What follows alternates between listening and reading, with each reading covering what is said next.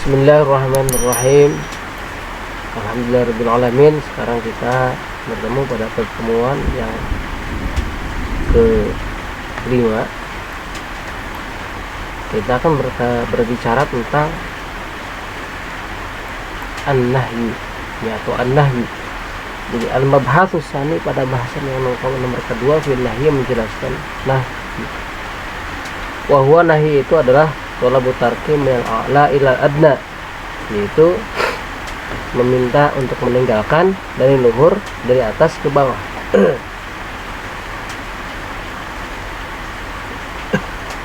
Sebetulnya apa pentingnya sih mengetahui hal ini?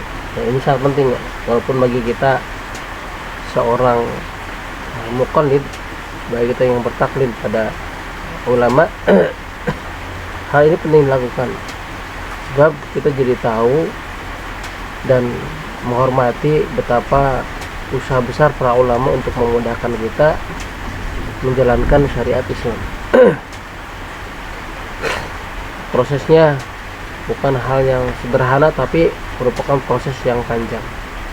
Bagaimana para ulama mencari dalil tafsir dalam Al-Quran dan hadis, bagaimana mereka melakukan silogisme untuk menghasilkan suatu produk hukum.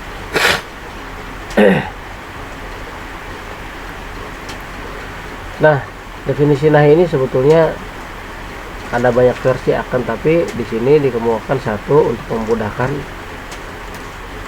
kepada kita sebagai pemula. Nah, wafihi, dan dalam nahi ini qawaidu, banyak kaidah, ada banyak kaidah. Nomor pertama, al-aslu fi nahyi litahrim. Jadi asal dalam nahi itu menunjukkan pada haram.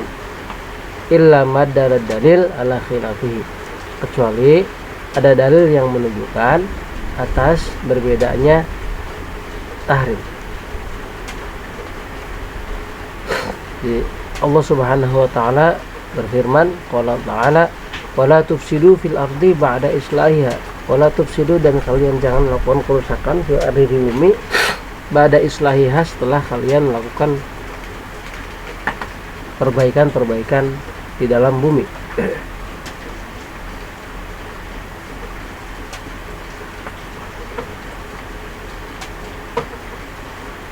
Nah, sebetulnya ada kaidah yang hampir serupa dengan ini. Kawan-kawan bisa melihat ada kitab Qawaid Usul Fikih wa Tatbiquha, ada sekitar 14 kaidah tentang nahi ini. Di sini hanya dikemukakan hanya berapa kaidah, hanya 4 kaidah. Itu pun ada beberapa kaidah yang diturunkan dari kaidah besarnya.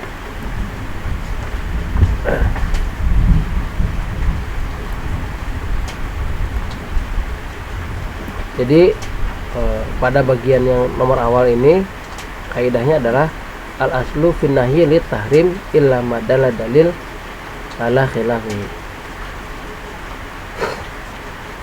Kaidah yang hampir serupa dengan itu adalah an-nahyu yadullu ala tahrim malam tasrifu qarinatun minhu. Jadi si nahi ini menunjukkan kepada tahrim selagi tidak ada qarinah yang membelokkan makna nahi bukan kepada tahrim.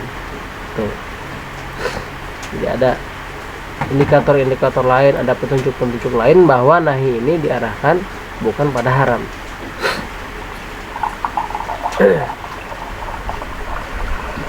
Nomor 2, an-nahyu anisyai amrun biddihi. Jadi memerintah kepada sesuatu perkara, melarang pada suatu perkara, itu artinya memerintah kepada lawannya perkara tersebut. Allah Subhanahu wa taala berfirman, wala ta'kulu amwalakum bainakum bil batil. Dan kalian janganlah memakan harta di antara kalian bil batil, dengan cara yang batil. Jadi larangan untuk memakan harta batil artinya sebuah dorongan atau perintah untuk melakukan memakan harta yang dengan cara yang baik.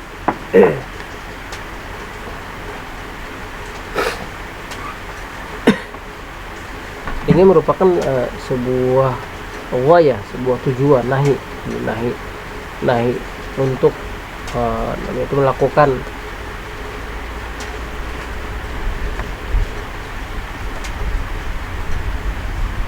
atau menjauhkan atau melarang. Ini tujuan dari nahi itu sendiri. Yang ketiga, al aslu fin nahyi ya dulu ala fasadil manhi anhu. Al aslu asal fin nahyi wal nahi itu ya dulu menunjukkan ala fasadil manhi anhu, atas rusaknya manhi anhu, sesuatu yang dilarang itu, fil ibadah, di dalam ibadah. Jadi khusus dalam ibadah, ketika nahi ada larangan, kalau misalkan wanita yang haid dilarang sholat, berarti ketika si wanita yang haid ini sholat, maka ia fasad atau rusak atau tidak sah. Wasomuha, dan puasa, sholatil haidi seperti sholatnya wanita yang haid, wasomuha, dan puasanya. Jadi ini fasad jika dikerjakan. Karena itu tadi al aslu fil nahyi ya dulu ala fasadil manhi anhu fil ibadah. Bagaimana dalam muamalat, dalam ibadahnya. Nah, kalau kata Hanabilah, ulama-ulama dari mazhab Hanbali, secara mutlak sih sebetulnya, tidak ditafsir, ada muamalah ibadah, enggak, mutlak aja udah gitu. Tapi ini kita menggunakan usul fikih mazhab Syafi'i. Nah, nomor keempat, an-nahyu yadullu ala fasadil manhi anhu fil muamalat in raja'a an-nahyu ila nafsil aqli. Jadi nahi ini menunjukkan kepada fasadnya manhi anhu dalam muamalat. Tapi dengan catatan, in raja'al amru ila nafsil aqli, jika urusan itu kembali kepada nafsul aqli, kepada akad itu sendiri.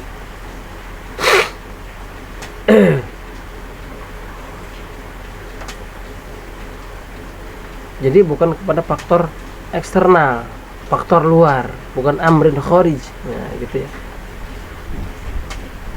Contohnya seperti ini.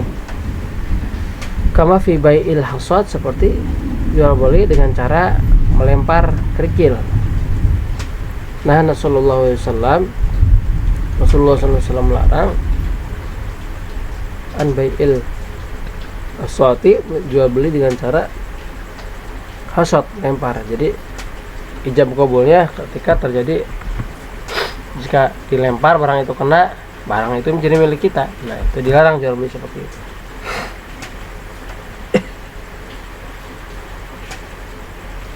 Wa in raja'il amrin kharijin anil aqdi ghairi lazimin fala. Jadi jika si nahi ini kembali kepada amrin kharij, di luar, kepada faktor luar, eksternal, bukan faktor dirinya sendiri di akad gitu ya, tapi ghair lazim, bukan sebagai sebuah ketentuan atau kemestian baginya,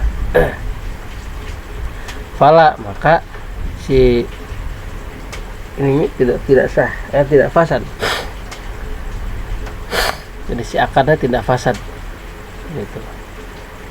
Seperti apa? Kama fi bai'i waqti nidail jum'ah, seperti jual beli pada waktu sudah panggilan Jumat.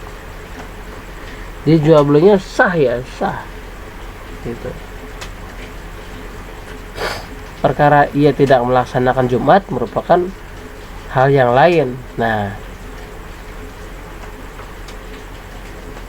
maksudnya begini, qala ta'ala, Allah Subhanahu wa ta'ala berfirman, idza nudiya lis-sholati min yaumil jumu'ati fas'au ila dzikrillahi wa dzarul bai'. Idza nudiya, ketika dipanggil, lis-sholati, untuk sholat, min yaumil jum'ah, pada hari Jumat, fas'au, maka bergegaslah, berjalanlah dengan segera, ila dzikrillah, menuju zikir kepada Allah, wa dzaru, dan tinggalkan oleh kalian semua al-bai'a, jual beli. Nah, Jumu'ah ayat 9. Ikhlali, kenapa jual beli ini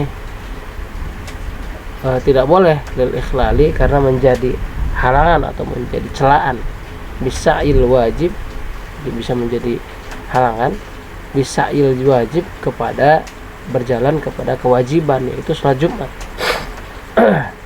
Tapi halangan ini, ikhlal ini, atau sesuatu yang merusak ini, yujadu, bisa ditemukan, oh bil bai'i, dengan jual beli, wa bi ghairihi, dan bisa jadi bukan oleh jual beli, kal akal, seperti oleh makan. Jadi ada banyak ikhlal sih sebetulnya gitu. Ada banyak ikhlal yang bisa menyebabkan